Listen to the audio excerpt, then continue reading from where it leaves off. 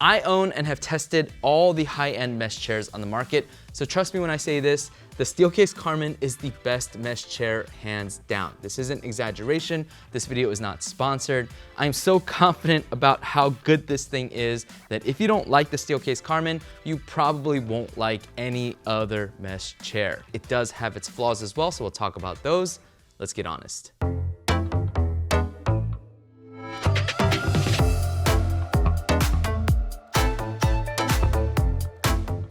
As always, links to all products will be down in the description below. Please use them as it really helps this channel so much. And if you like my approach to reviews, get subscribed, hit that like button, leave a comment or question for the algorithm. I read all the comments and do my best to answer all the questions. I really appreciate your support. I'm wearing pretty short shorts. It's because I'm sexy and I know it. Feels like I'm wearing nothing at all. But in all seriousness, I've got the Herman Miller mesh chairs here with me to demonstrate exactly what's going on, and the short shorts will help with that. Okay, so the first thing that's noticeable, instantly noticeable about the Karman is that the edges, while they are hard, they have a rubbery flex-like to them in many ways. So if you look, if you can kind of see how I'm able to bend and pull this up a bit, if you look at the edges of all these chairs, this is the Mirra 2, you can see that it's stiff and the frame is rigid. The same goes with the Aeron over here.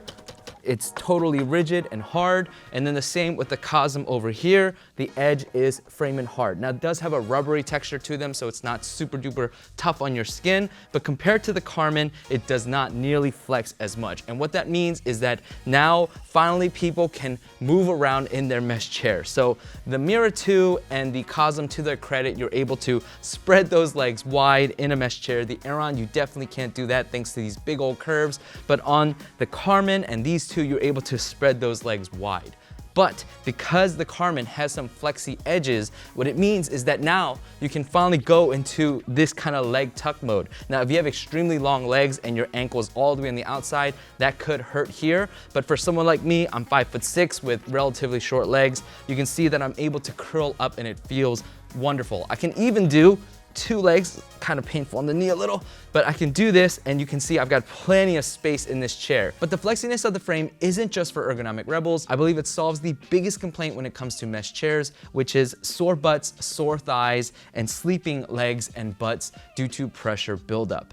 You see, the Steelcase Karman, because the entire frame flexes with you, not just the mesh seat, what it means is that now, all of a sudden, you're able to move around in your chair and the chair follows you, promoting not only movement throughout the day, but better circulation throughout your legs. And I've never once run into the feeling of like, oh man, like my legs are so sore, because I'm immediately able to shift positions and feel totally comfortable in this chair. One thing I immediately noticed about the Steelcase Karman's mesh is how soft this thing is. This thing feels like fabric. It's pretty wild.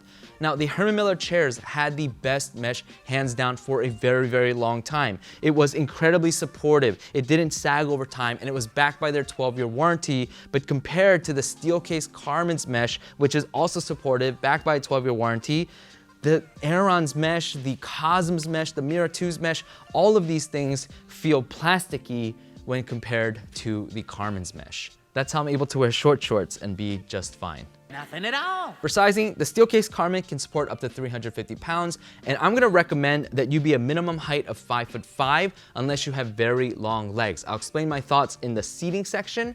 Now, my assistant, who's 6'2", he's got broad shoulders, he's about 230, 240 pounds. He absolutely gushes over this chair. He loves it so much. You like it? This is the best chair, actually. So it's great for you tall freaks of nature out there as well, and I'll explain why later in the backrest and lumbar section. The configuration I have here is one of the most expensive, coming in at $1,300. This is the intermix shift. However, the ideal configuration I'm gonna recommend is around $1,100, but you can get it even cheaper if you opt to do things like remove the arms. Then it comes to about $800. I'll talk about the ideal configuration options as we get to the different sections of the chair. Starting from the bottom and working our way up, the casters on this chair are the carpet casters. You can switch them out for the hardwood casters or move to fancier casters. These standard carpet casters work just fine.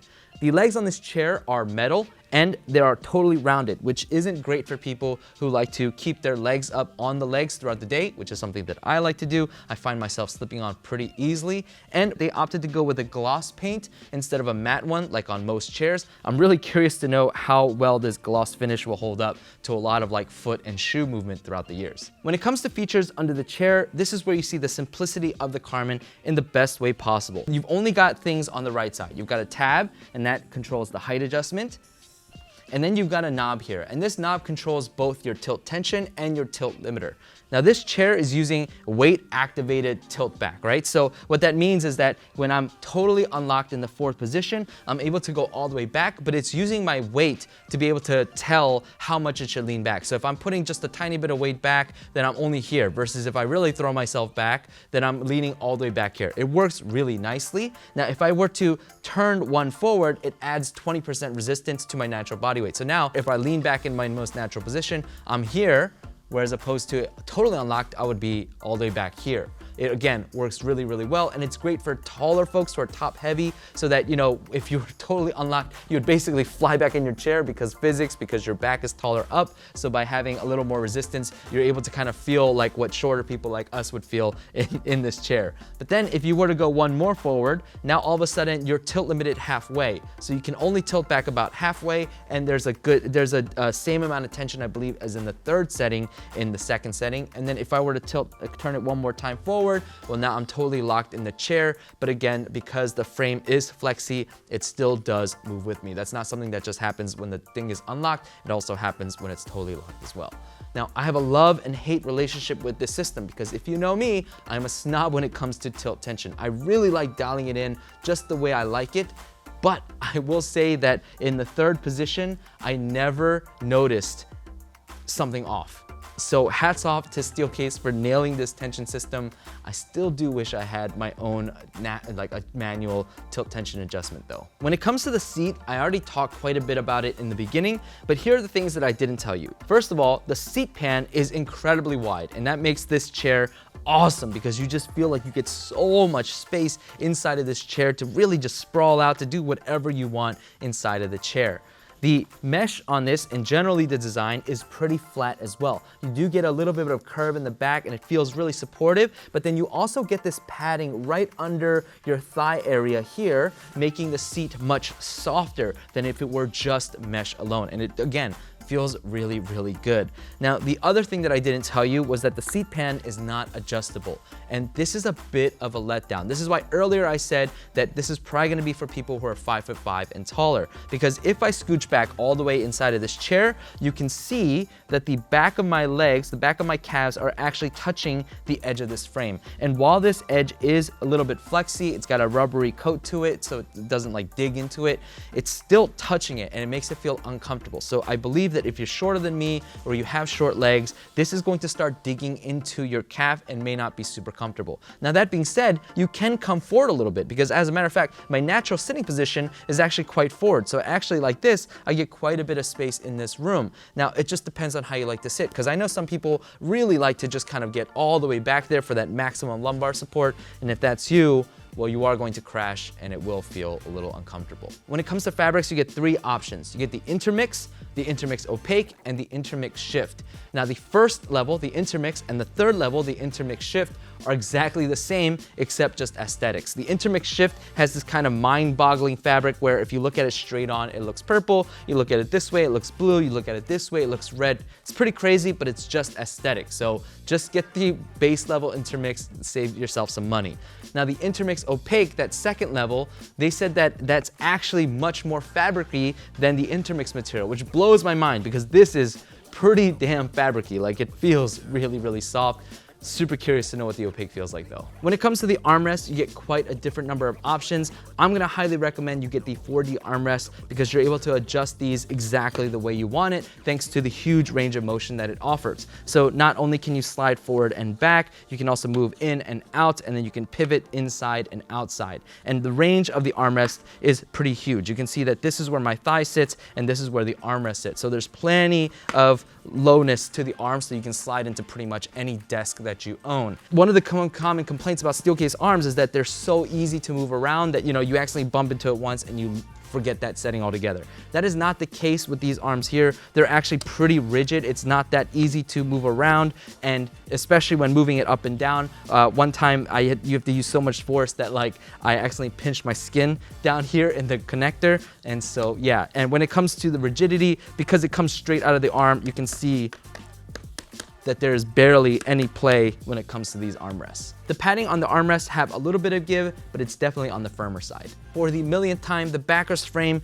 will flex and move with you as you sit and however you want to sit throughout the day, and it feels really good. But the most noticeable thing about this backrest is how skinny this is. Now, this is why my assistant, who is 6'2", wide shoulders, this is why he loves this backrest compared to these other mesh chairs back here. Because if you notice, look at how the Mirra 2, the backrest suddenly opens up on this one. The same case with the Aeron, it opens up on this one. And if you do a direct comparison, because this looks pretty skinny, but if you actually compare this directly with the Karman's backrest, you're gonna notice that the Karman's backrest is significantly slimmer.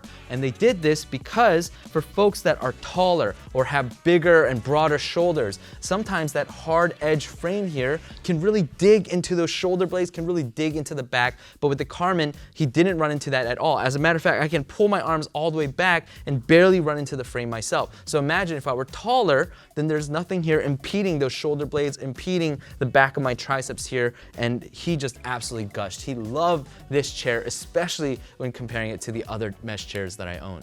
The backrest mesh on this chair has been tuned really well. When you sit in it, it does feel like it's hugging and embracing you. And again, you don't have to stay that way. You can move and bend with the back, again for the millionth time.